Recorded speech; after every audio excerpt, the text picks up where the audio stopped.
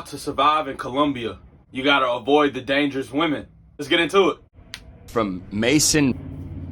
Mason, what's up, buddy? Good sir, newly single and planning first trip to South America for B-Day in January. Question. Bogota or Medellin? Oh, got 10 to 15K Jesus. to play with. Decently proficient in Spanish. Trained by Ed Calderon. Please and thank you in advance. Oh boy. Well, first of all, sir, congrats on your freedom. Congrats on your newfound freedom. Now, I get the joy of being single, of that freedom you feel when you first get out of a relationship, even if it's something you regret later. Yeah. Just the initial rush of you're like, dude, I can f whoever I want, whenever I want. I can spend however much money I want in Colombia, so much so that I may end up myself with it. But you gotta reel yourself back. And by the way, you're a friend of Ed Calderon, okay? Ed would give you the same sage advice that I would give, because Ed is a recovering addict across the board. That guy's got some PTSD. Okay. Look, it sounds like you're doing it. It sounds like nothing I'm going to tell you is going to keep you from buying that Avianca ticket, making that layover in Miami, and jetting across the Caribbean down to Colombia. God, I love that country so much. I love it. I love it like I love drugs. So much so that I cannot trust myself to ever do it or go there again. Does that make sense? I love it so much that, yeah, I don't know. I don't dance with the devil anymore. I don't look directly into the sun, but you're going there, you're doing it. And so let's do it safely and let's try to get you home in one piece. Now, when somebody tells me they have $15,000 to spend on what I assume is only a 4 or 5 day soiree in Colombia, that is enough to get you killed. 100%. I've had many a good friends that have been drugged and robbed for everything by prepagadas. You know what I mean? These hoes that they meet on Tinder or on an app, and then they travel in packs. This is how you got to protect yourself. I'm going to answer your question about Medellin or Bogota after this, but I assume you're going down there to fuck a bunch of bitches, okay? And I'm sorry, the ladies that listen to this show, you're going down there to fuck putas, Whores. and that's just what it is. And you know, work's real work, and you're getting some woman's child's cleft lip sewn up. So good for you. If you meet a woman who says, hey, I'm with my girlfriends, we want to meet you out at a bar, okay?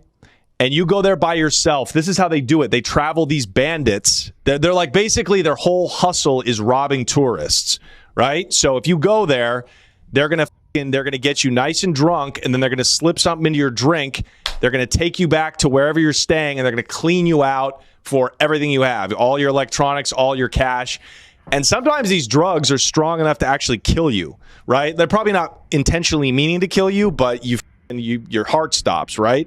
So you got, if a Colombian woman is too nice to you on the first date, she's either going to rob you or she's a prostitute. Now, they're both prostitutes, right? But you gotta be on your P's and Q's. If you are paying for sex, really use your instinct. If she seems too into it, you might be getting set up. Because look, I know, like, no woman, no matter how beautiful, wants to be selling her body. She's doing it because it's either that, or she's working at a pupusa stand, or she's selling plátanos in the barrios in the hills of Medellin. Okay, so like, she should seem a little reticent, and a little just kind of annoyed that this is her life, that God has given her, you know, that God has cursed her with this lot, right? That's how you know. First of all, that isn't God's fault. You could easily go find something else to do. They just rather do that for a living because they can make $250 faster than working a full day's work. That's the reason they do it, because it's really because they're lazy. that's way too fond of you, she doesn't love you, bro. She's taking you for all you have, right? So just keep that in mind. Now, would you go to Medellin or Bogota? Maybe I'm totally wrong. Sorry, what's this guy's name again? This is Mason. Mason. So if you're going to Colombia to just tour the best restaurants and go to museums and travel in the way that I would actually travel if I went to Colombia now, I would not go to Medellin. I would go to Bogota. Bogota is actually actually a very cool, kind of top tier third world country city, I would say. Well, it's not Paris, it's not London, it's not, somewhere in Eastern Europe, it's not the Prague, but it is of the South American cities, it's one of the best. It's behind, I would say, for culture, for restaurants, for diversity. It is for cosmopolitan. It's just behind Buenos Aires. So if that's what you're looking for, I would definitely go to Bogota, even though it rains a lot. The weather's usually pretty. However, nobody tells me they have 15 grand to spend and they're going to Colombia and is not trying to get a bunch of and young women. So yeah, you're gonna go to Medellin, bro. What do you want? What do you want from me? Yeah, it sounds kind of a rhetorical question, It sounds like he's trying to do it the way I would do it. Correct. And the way that I did it, but back in 2009, you know what I mean? When I was in my early 20s, and this is before the onslaught of all of these tourists, before it became like the Thailand of South America. Like now I can't even go to Medellin because it's just passport bros.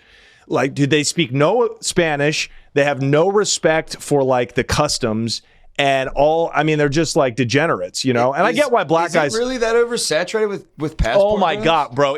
I saw a guy. We went to this strip club in this old neighborhood called Parquejeras, as they pronounce it there. And we went there in 2009, and it was lovely. It was like different backpacker hostels, and there was a lot of locals around, and it was really clean.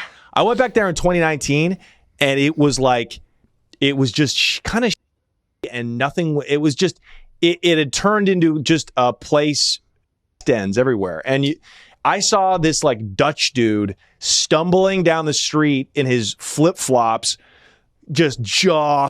I'm looking for. I need some. You know what I mean? And I'm like, bro, I should rob you. And what's happening is they're starting to push back. So now a lot of these dudes are getting robbed and killed. You hear about this, like, once every couple of months. I mean, people are getting robbed all the time. Tourists are by operations like I mentioned with these women, these prostitutes. But sometimes these people even get killed, and you understand, right? Like they're complete degenerate pieces of shit. So don't be that guy. Have some class.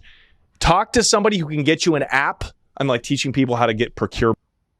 Like just have your wits about you. Be respectful of the culture, and tell me how it goes. Maybe I'll meet you down there. Thank you, Mason. We got to.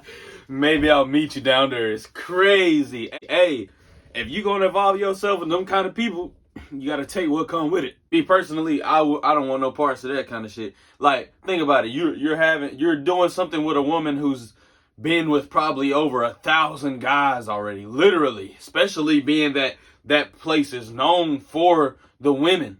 Ain't no way. Appreciate you guys watching. Make sure you hit that like and subscribe button. I'm gonna catch y'all in the next video. I'm gone.